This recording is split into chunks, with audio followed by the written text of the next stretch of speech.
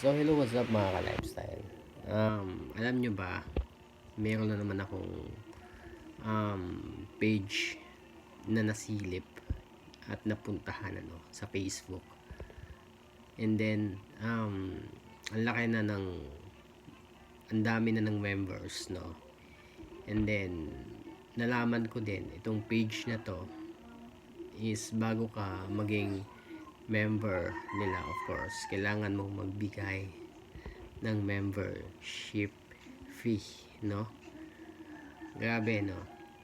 Lubog ka na sa utang, kung ang dami mo ng problema, hindi mo na alam kung saan ka kukuha ng pera, tatapal mo sa mga online leading application, hingihan ka pa ng membership fee. So, sa tingin nyo, makatao po ba yan, no? In the first place, lahat po ng binibigay nilang advice is pwede nyong makita or na-advise ko na po lahat, no? Nandito sa channel ko. Free lang po, wala pong bayad, no? Kung meron silang binibigay na mga documents, gawa-gawa lang po nila yan for formality. Nako, yun po yung mahirap sa atin Sinasamantala po natin yung pagkakataon na ang bigat-bigat na ng iniisip o problema ng mga biktima ng online learning application. Hingian pa natin ng membership fee, no? Sasabihin nila nagkukusang magbigay. Hindi ako naniniwala sa gano'n, ano?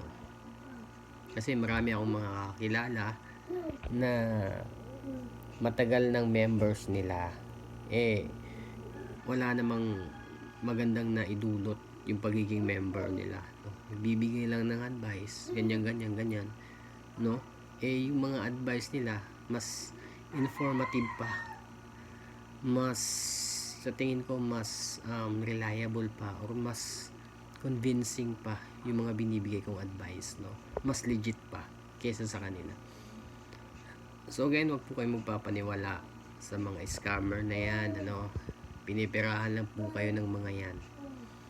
Sabihin nila na dati silang mga agent, yung iba doon, mga members, yung mga admin nila.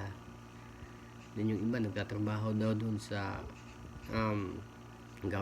government, no, na against mga online learning application. Believe me or not, mga ka-lifestyle, mga biktima rin yan ng mga online learning application na namimera or nang-scam sa inyo. Huwag po kayo basta-basta maniniwala na sa ganyang klaseng mga modus, no?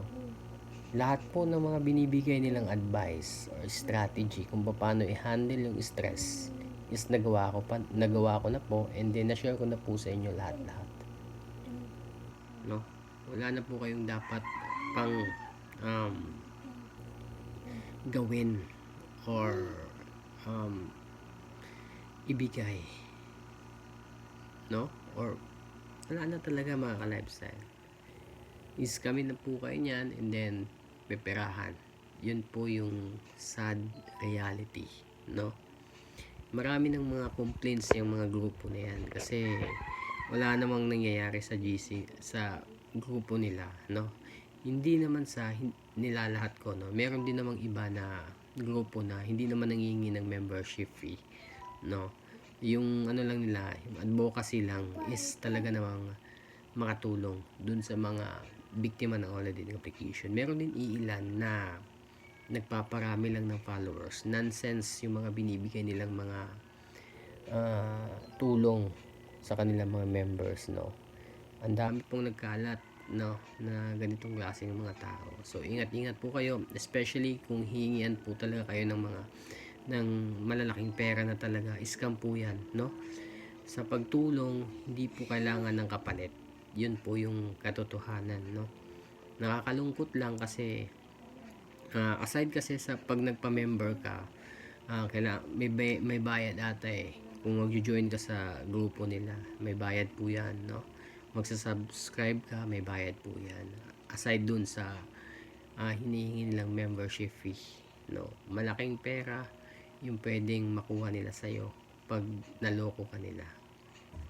So yun lang, ang dami, nagkalat po talaga yung mga scammers, no, na nagpapanggap na biktima, nagpapanggap na kawani ng gobyerno, nagpapanggap na lawyer, no, kung ano-ano na lang yung ginagawa paraan para makapag-scam sa kapwa natin kababayan na biktima talaga ng online lending application, no. Again, mga ka-lifestyle, kahit hindi na kayo mag-join sa mga GC na yan, no, kaya nyo pong i-handle yung stress, no. Nasa sa inyo po yan kung paano nyo i-handle.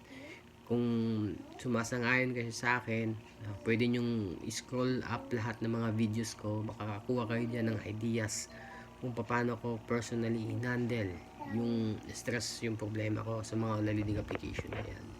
So, yun lang mga ka-lifestyle, ano. Again, ingat po kayo sa mga scammers na mga pages dyan na nagkalat po sa social media. So, yun lang mga ka-lifestyle. Peace.